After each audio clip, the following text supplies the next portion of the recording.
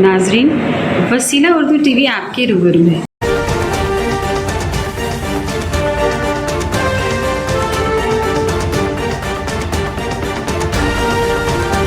अस्सलाम वालेकुम नाजरीन, मैं डॉक्टर इमाम कासिम साखी आपकी खिदमत में उर्दू वसीला चैनल की तरफ से तकल्लुफ़ बरतरफ प्रोग्राम में आपका खैर मकदम करता हूँ। आज हमारे सामने एक ऐसी शख्सियत मौजूद है जो कई मस्तूर फनकारों को आपके रूबरू कर रहे हैं। उनका नाम है इरफानुल्लाह खादरी साहब। सैयद इरफानुल्लाह खादरी साहब, मैं आपका खैर मकदम करता हूँ। हमारे चैनल में आपका इस्तकबाल है। बहुत बहुत शुक्रिया। मैं वसीला टीवी जनाब मोहम्मद शाहिद साहब और आपका जो है मशकूर व ममनून हूँ कि आपने इस किफला मकतब को अपने प्रोग्राम में मकबूल किया। शुक्रिया जी। मोहतरम, हमारे नाज़रीन ये जानना चाहते हैं कि सबसे पहले आपकी जाए पैदाइश और आपकी तालीम के सिलसिले में। जी, मेरी पैदाइश 10 अप्रैल 1975 एक गांव है मारीपाड़, जो चित्तूर जिले में आता है, आंध्र प्रदेश। वहाँ मेरी पैदाइश हुई। अच्छा। लेकिन मेरे वालिद मोहतरम मुंबई में उस वक्त बरसे रोजगार थे, तो फिर हमको मेरी वालिदा और हम जो है मुंबई चले गए। तो मेरी जो तालीम है 10वीं जमात तक उर्दू में हुई है। अच्छा, माशाल्लाह। यहाँ एक बात यह है कि उर्दू तालीम से जब बात निकलती है तो लोग सरकारी उर्दू स्कूल समझते हैं जी। लेकिन मेरे वालिदा ने मुझे फीस देकर गैर सरकारी उर्दू स्कूल में पढ़ाया है। अच्छा, उर्दू मीडियम में? बिल्कुल, उर्दू मीडियम में। अच्छा।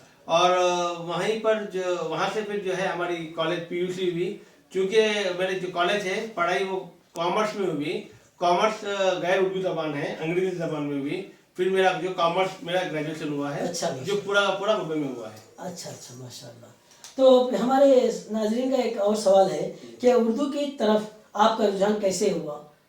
जी, जब मैं स्कूल के दिनों में था उस वक्त हमारे पास ये हुआ कि 7वीं जमात के बाद हम हाई स्कूल का हमारा जो सिलसिला होता है, जब 8वीं जमात में आया तो उस वक्त मुझे 2 ऐसे असगदा मिले जिनका एहसान मेरे ऊपर क्या क़यामत रहेगा। एक मोहतरमा रिहाना मिस है और एक मेरे उस्ताद के जनाब अब्बास सर साहब। अच्छा। दोनों बाहर जाके अल्लाह उनकी मर्दास करे। ये दोनों ने एक कमाल किया कि मेरी जबान में थोड़ी रुकनियत थी, खोखलापन था। अच्छा। तो अब्बास सर ने जो है मेरी जबान को साफ करने में मेरी मदद की। मुझे रफी साहब की गानों की तरफ मरगूब किया। अच्छा। और मुझे अखबार पढ़ने की जो है तरकीब दिलाई। और रिहाना मिस जो थे वो मेरे से कई काम लेते और मुझसे क्लास वगैरह की जो मॉनिटर का काम होता है या बोलने का काम होता है मुझसे कराते। तो उनकी इतनी मस्त मेरे से कराते वो कि अल्हम्दुलिल्लाह आज जो किफला मतलब जो उस जमाने में जो टोटला था, अच्छा। आज आप लोगों के सामने बोलने की कुछ जसारत कर रहा है। माशाल्लाह माशाल्लाह, बहुत खुशी की बात है। मोहतरम इरफानुल्लाह साहब, आप कर्नाटक उर्दू अकेडमी से ताल्लुक़ रखते हैं जी। तो आप वहाँ की जो उर्दू खिदमत है, कर्नाटक उर्दू अकेडमी की जो खिदमत है, उन खिदमत के ताल्लुक से चंद बातें बताया था सर। देखिए, कर्नाटक उर्दू अकेडमी एक ऐसा सरकारी इदारा है जो हुकूमत की कर्नाटक की जानिब से उर्दू ज़बान और अदब के फ़रोग़ और तजवीज़ के लिए एक फ़ाल और मुख्तलिफ इदारा है। अच्छा। यहाँ से हम कर्नाटक के जितने भी उर्दू के कलमकार हजरात हैं, अच्छा। चाहे वो शायर हो या नस्ल निगार हो, उनकी किताबें हम शाये करते हैं। और हम जो है उनके जरिए शाये की हुई किताबें, यानी ऐसी किताबें जो अकादमी से शाये होकर नहीं है, अच्छा। उन्होंने अपने दफ़े खास से शाये की है, उस पर अकादमी से उनको हम अवार्ड वगैरह देते हैं। अच्छा। और फिर उनकी शख्सियत पर भी उनको इनफरादी अवार्ड वगैरह हम देते हैं। अच्छा। इसके अलावा अकादमी जो है अपने तौर से जो कर्नाटक के जितने भी गैर सरकारी जो अदबी इदारे हैं उनको माली ताउन देती है। अच्छा। और अकादमी उनके जरिए हर जिला हर ताल्लुक तक पहुंचने की अपनी एक कोशिश करती है। माशाल्लाह माशाल्लाह, ये तो हर अकादमी जो है हर स्टेट की अकादमी करती है। तो इसमें आपकी कर्नाटक की उर्दू अकादमी के ताल्लुक से जो इनफरादियत है वो ये है कि आप छोटे से छोटे शायर को भी जो है उनकी हिम्मत अफजाई करते हैं और बड़े से बड़े शायर की भी हिम्मत अफजाई करते हैं। इसकी वजह ये है कि हमारे पास जो भी अकादमी के जो चेयरमैन आते हैं, मतलब जो हुकूमत से जो जिनका नामजद होते हैं जी, वो अदबी हलकों से होते हैं। अच्छा। या तो वो लेक्चरर होते हैं या प्रोफेसर होते हैं, वो यानी कि वो गैर सियासी लोग होते हैं जी।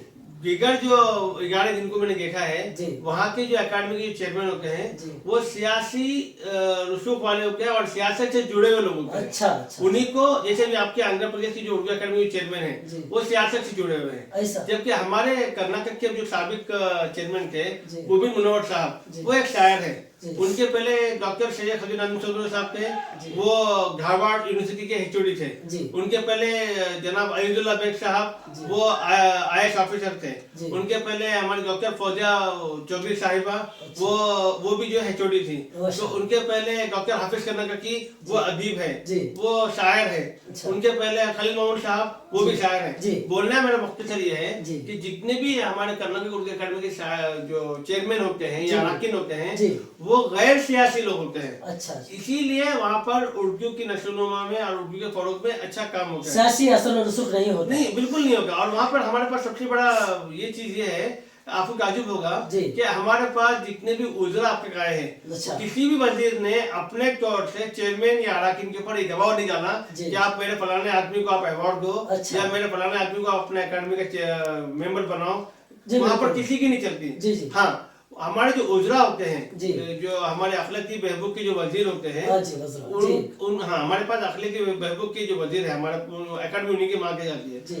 उनका रोल ये होता है कि वो वजीर आला तक जी। एक चेयरमैन का नाम और जी। अरकान की जो फहरिस्त होती है, जी। वो पेश करते हैं। अच्छा। इनका रोल इतना ही होता है। जी। अच्छा, उस वक्त जब पेश करते हैं तो उस वक्त ये देखा जाता है जी। कि इनकी उर्दू में काबिलियत क्या है, अच्छा। इनके उर्दू में खिदमत क्या है, जी। इन्होंने उर्दू जबान के लिए क्या क्या कारनामे जो किए हैं, जी। उन्हीं लोगों को उस पर चुनकर जो है एक कमेटी बनती है। अच्छा, वहां पर जो चेयरमैन आते हैं, वो उर्दू के ऐसे जुनूनी या उर्दू के ऐसे मुतहरिक और फ़आल अशख़ास होते हैं अच्छा। कि उनके खुद के अपने लाएबल होते हैं। जी। तो हमारे अकादमी के जो चेयरमैन होते हैं या अरकान होते हैं, वो अदबी दुनिया में अपने तौर पे थोड़े बहुत मुख्तसर से काम कर रहे होते हैं। अच्छा। जब उनको बड़े प्लेटफॉर्म जब मिलता है तो दिल खोल के हर जिले में, हर ताल्लुक में, हर मुकाम पर पहुंचने की कोशिश करते हैं। अच्छा। अगर आपकी बात को मैं थोड़ा आगे ले जाऊं, जी। मिसाल देने के लिए, जी। हमारे खलील मोहम्मद साहब ने जहाँ पे कश्मीर से वफद को बुलाया था, जी। राजस्थान से जो है खवाल को बुलाया था, वहीं पे आपके दौर में जो है बांग्लादेश से एक वफद उनसे मिलने आया था। बांग्लादेश में उर्दू जबान है, आपको मालूम है? जी। श्रीलंका में उर्दू जबान है, वहां से लोग आए थे मिलने के लिए। अच्छा। अच्छा। जो वो खलील मोहम्मद साहब का अपने जमाने का एक कारनामा है। अच्छा। और जी। इनसे मिले प्रोग्राम हासिल निकाला उन्हीं का है। जी। डॉक्टर फौजिया चौधरी के दौर में जी। उन्होंने अपना एक कारनामा किया। अच्छा। डॉक्टर हाफिज कर्नाटकी, उन्होंने अशकार जो हमारे अकादमी का एक शायमाई जो अच्छा। मुजल्ला है, जी। उसके अलावा उन्होंने 3 नए जो है रसायल को जो है उन्होंने तारुफ कराया, जी, जी। जिसमें अदबे अतफाल पर जी। अकादमी ने कभी गौर और फिक्र भी नहीं किया। अच्छा। उन्होंने अदबे अतफाल के ताल्लुक से जी। एक रिसाला निकाला, महानामा रिसाला निकाला। अच्छा। फिर खवातीन के ताल्लुक से अलग से एक रिसाला बहुत डॉक्टरों ने कर्नाटक। वाह, वाह। फिर उन्होंने क्या किया, जहाँ बच्चों का हो गया, जी। खवातीन का हो गया, जी। तो दीगर लोगों के लिए उन्होंने एक अदीब बना दिया। अरे माशाल्लाह, बहुत तो खुशी है। अशकार के अलावा लेकिन यहाँ पर ये अशकार और ये 3 रसालों में ये तफरीक था जी।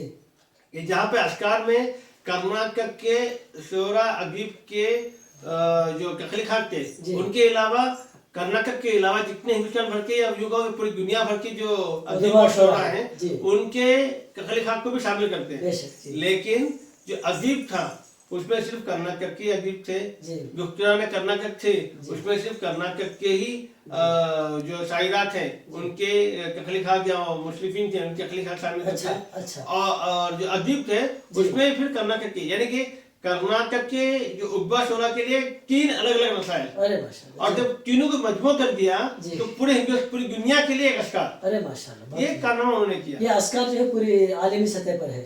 ये एक मुनफरिद काम है कर्नाटक उर्दू अकादमी की तरफ से। बिल्कुल, और ये इसलिए भी इसकी अपनी एक पहचान है जी। अशकार की जी। कि अशकार में नए लिखने वालों को भी जगह मिलती है। अच्छा। और यहाँ पर ऐसा इसमें मजा ये है जी। कि कर्नाटक में कोई अगर एक नया लिखने वाला है, चाहे वो शायर हो या अदीब हो या नसर निगार हो या सहाफी भी हो, जी। क्यों ना हो, वो अगर नौजवान है तो उसकी तख्लीकात भी अकादमी के अशकार में यूँ शामिल होती है जी। कि पाकिस्तान के या कनाडा के जी। या जापान के या ऑस्ट्रेलिया के, यानी कि पाए के जो उर्दू के लिखने वाले हैं, अच्छा। सलीम हनफी हैं जी। और शमसुर रहमान फारूकी जी। हैं, गोपीचंद नारंग हैं, जी। उनके तख्लीकात के साथ जी। इनकी तख्लीकात भी अशकार में शामिल अरे होती है। माशाल्लाह, तो यानी कि नए लिखने वालों को एक जोश मिलता है, एक हौसला मिलता है कि हम उनके साथ छप रहे हैं। हमारी जो अकादमी जो काम कर रही है, जी। मैं दावे से कह सकता हूँ कि पूरे हिंदुस्तान की जितनी अकादमियां हैं जी। उनको अगर मिला भी लें तो उनकी अकादमी की बराबर नहीं कर सकते। अरे। ये मेरा अपना दावा है। आप तो कर्नाटक उर्दू अकादमी की ताल्लुक से जो है वहाँ पर का कार्रवाई भी अंजाम दे रहे हैं। आपका मनसबी पेशा भी वहाँ पर है कि आप वहाँ पर कंप्यूटर असिस्टेंट भी है। कंप्यूटर के साथ हाँ जी, कंप्यूटर ऑफिसर है। तो मैं ये जानना चाहता हूँ कि आपको ये वहाँ पर कंप्यूटर ऑपरेटर के अलावा उर्दू की खिदमत जो अंजाम दे रहे हैं आप, उसके ताल्लुक से मालूमात हासिल करना चाहता हूँ।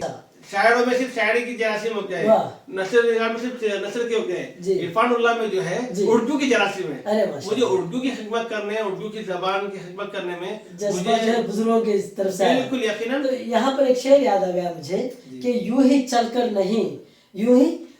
नहीं ये तर्ज सुखन आया है, पाँव दाबे हैं बुजुर्गों के तो ये फन आया है। यकीनन। और आपकी बात, आपका जो शेर है इसके तरफ इशारा करता है कि मैं जिस जमीन से पैदा होकर आया हूँ, जो चित्तूर जिला है, आंध्र प्रदेश जो है, ये ऐसा आगे का गहवारा कल भी था, आज भी है, कारखाना रहेगा। हमारी जमीन ही ऐसी है कि यहाँ पर बच्चे के जो है जरासीम में उर्दू की जरासीम मौजूद है। अरे माशाल्लाह, बहुत खुशी की बात है। आप जो है कंप्यूटर ऑपरेटर हैं, तो बज़्म उम्मीद फरदा भी एक प्रोग्राम चला रहे हैं, तो इसकी तरफ आपका रुझान कैसे हुआ?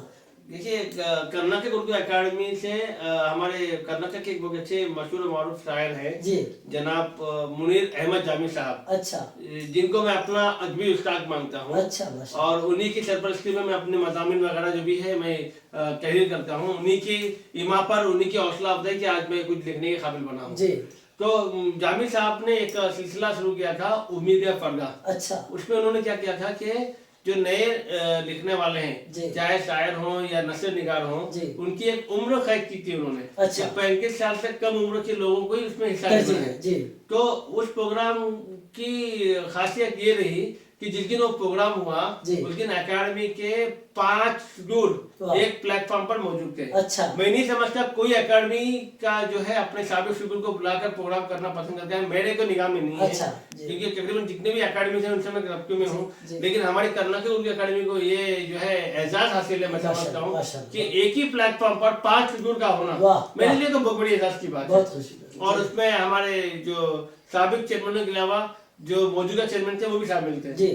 तो उस वक्त हमने 18, 16 और 6 नस्ल निगार का एक प्रोग्राम किया था। अच्छा। उम्मीद फरदा उसी से मुतासिर होकर, क्योंकि मेरा भी ये काम था कि मैं नए लिखने वालों को लाना चाह रहा था और जो पोस्टिका लोग हैं जो उनको सामने लाके पेश। हमारे पास ऐसे शोरा भी थे जो सिर्फ अखबारों में ही जाने जाते थे, बिल मुसाफा कोई उनको जानता नहीं था।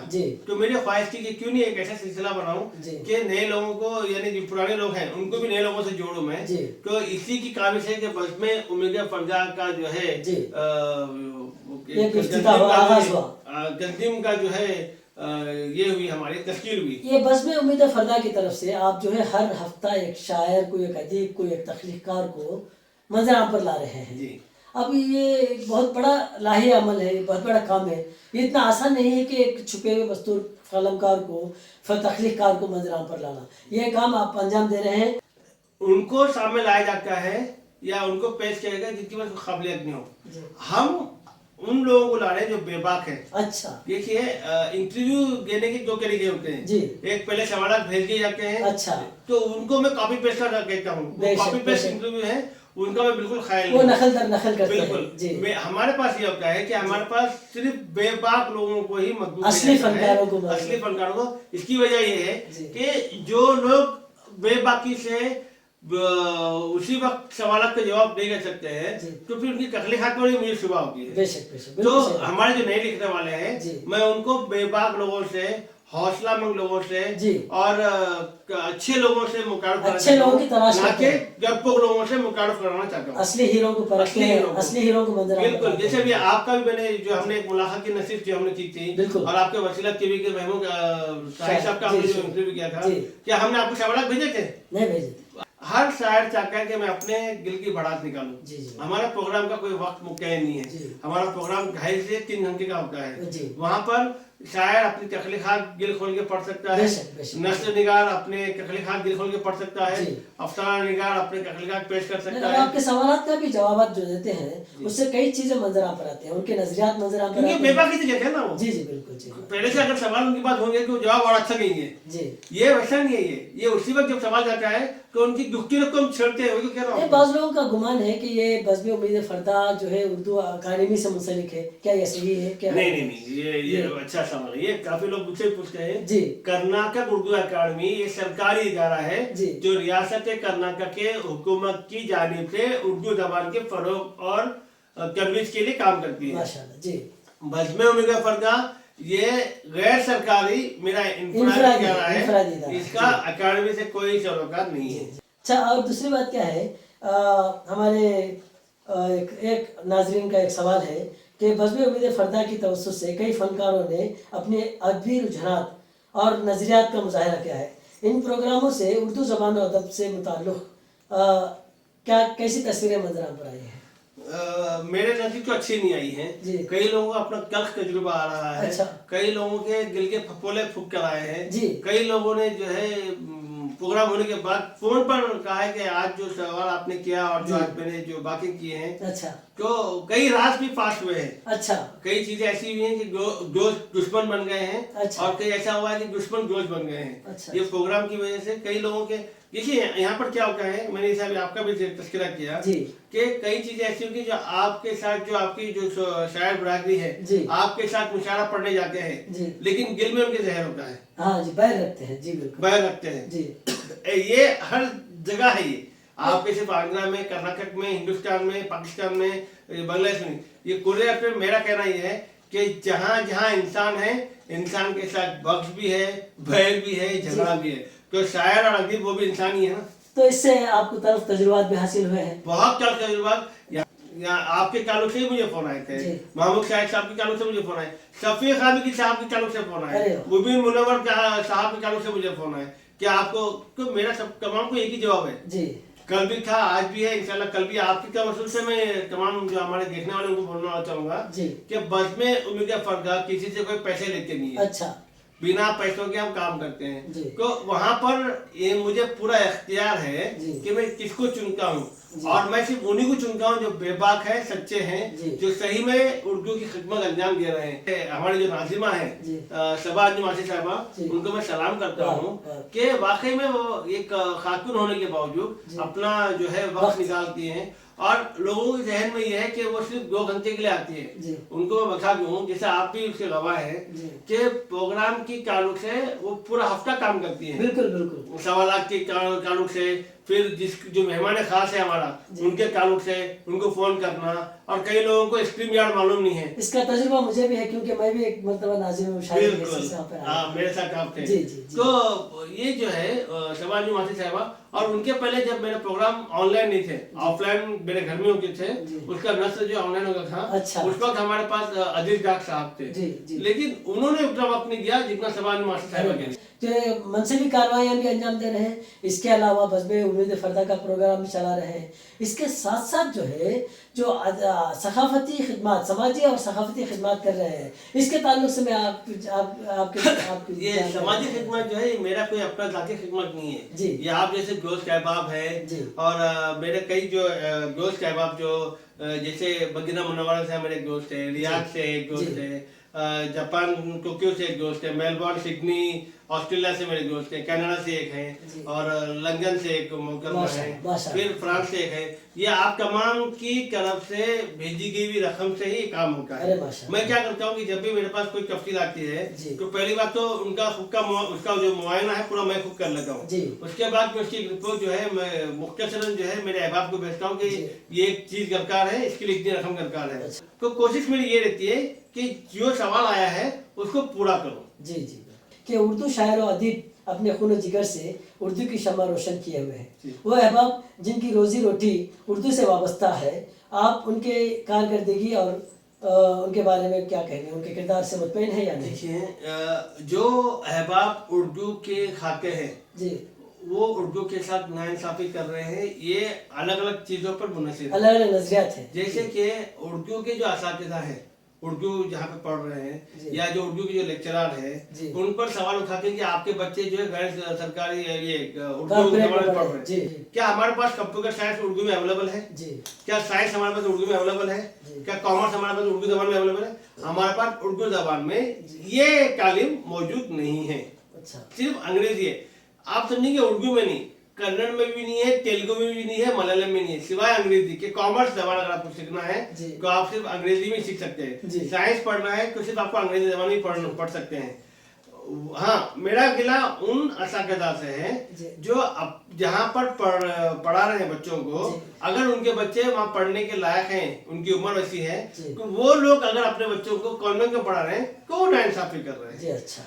अब ऐसे प्रोफेसर या ऐसे जी। लेक्चरर जो ऐसे कॉलेजों में पढ़ा रहे हैं जहाँ पे उनके बच्चे अगर बीए पढ़ना है तो वो दूसरे कॉलेजों में पढ़ रहे हैं जहाँ बड़ी बड़ी फीस होती है, लेकिन सरकारी कॉलेजों में वो नहीं पढ़ा के जहाँ पे वो तनख्वाह ले रहे हैं। मुझे उनसे गिला है। मुझे यहाँ पर एक बात कहना है जी। कि ज़रूरी नहीं कि उर्दू स्कूल को भी भेजा जाए। उर्दू आप जो है, अगर आप उर्दू से ताल्लुक़ रखते हैं तो उर्दू घर में भी पढ़ा सकते हैं अपने बच्चों को, उर्दू से राग़िब करा सकते हैं। उर्दू के फ़रोग़ के लिए आप अपने बच्चों को अपने घर से जो है इस मुहिम को जो है चला सकते हैं। तो ये सिर्फ उर्दू असातिज़ा या उर्दू रोटी रोज़ी खाने वालों के ताल्लुक़ से नहीं है कि हर हिंदुस्तान का फ़र्ज है। हिंदुस्तान के हर फर्द का फर्ज है कि अपने बच्चों को उर्दू सिखाए, इसलिए कि उर्दू किसी के बाप की जागीर नहीं है। जी, जी। ये उर्दू जबान जो है हिंदुस्तान की जबान है। जी, जी। हमारा एक प्रोग्राम ऑनलाइन जो हुआ था, जी। मुझे पता नहीं कि आपको याद है नहीं, आप के जब मुलाकात थी हमने नशीस की थी तो आपने एक शेर कहा था उर्दू के ताल्लुक से, जी, जी। तो मैं उसका मुतारुफ हूँ। उर्दू जबान जो है हमारे हिंदुस्तान की है, बाहर वालों की नहीं, इस पस नज़र में वो शेर याद आ रहा है जी। कि उर्दू में रूह फूंकने वाला वतन मेरा।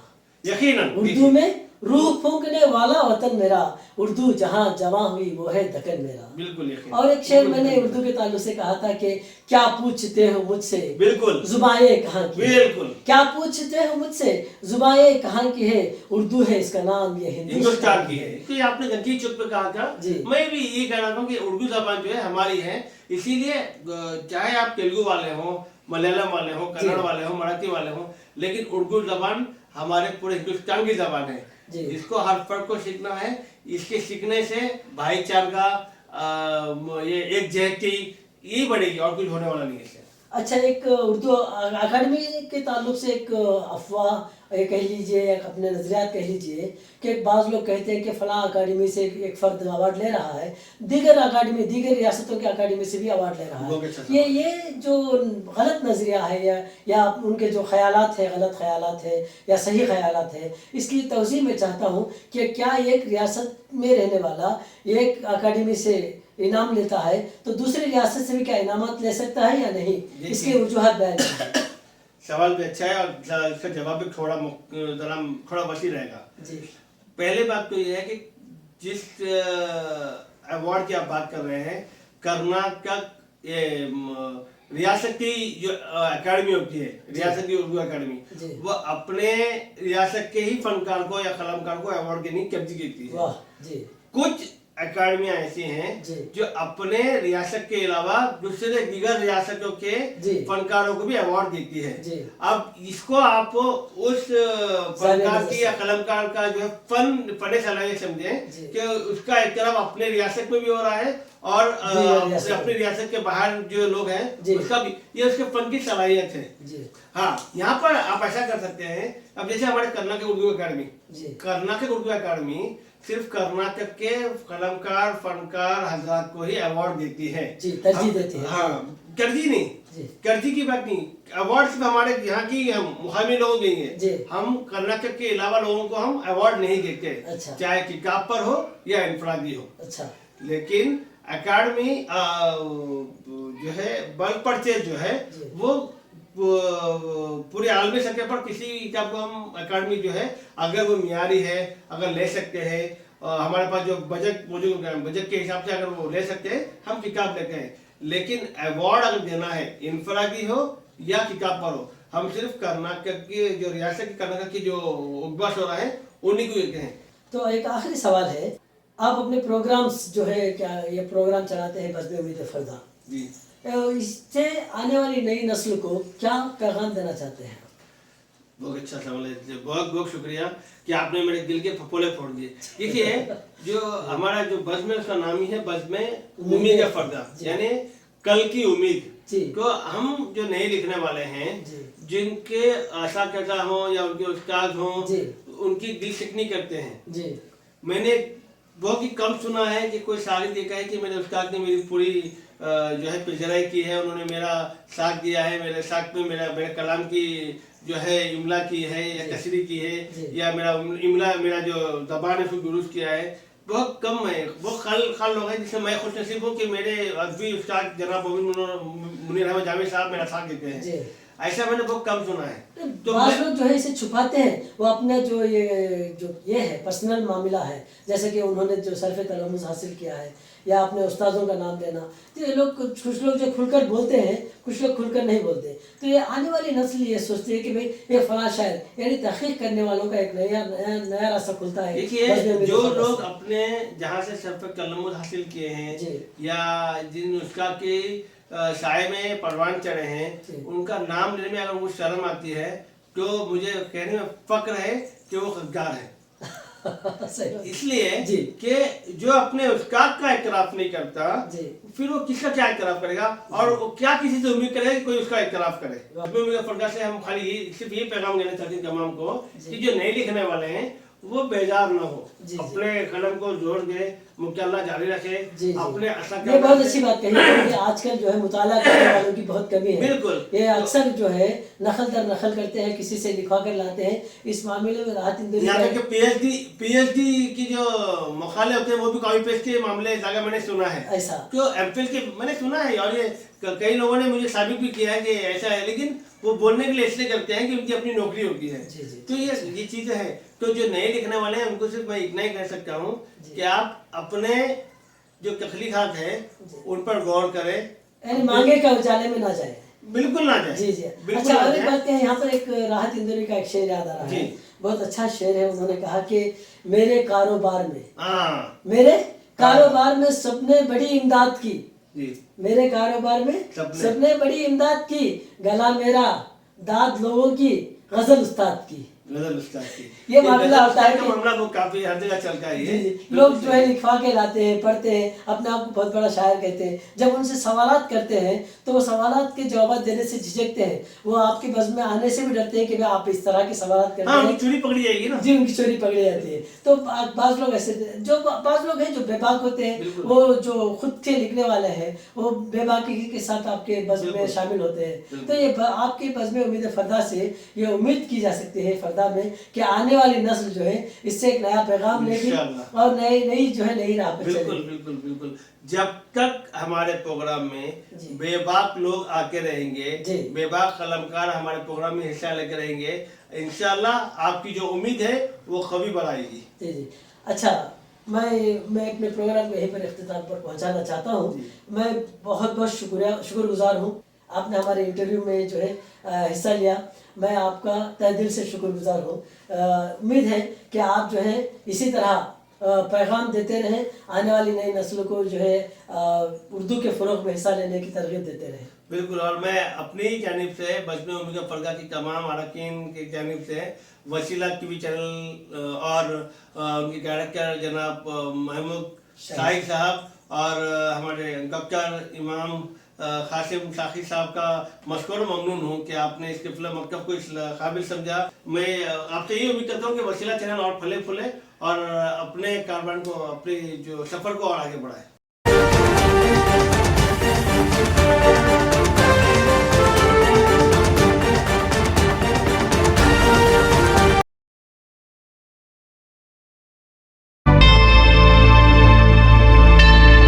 Subscribe to my channel and also press this bell icon so you can get latest video notifications.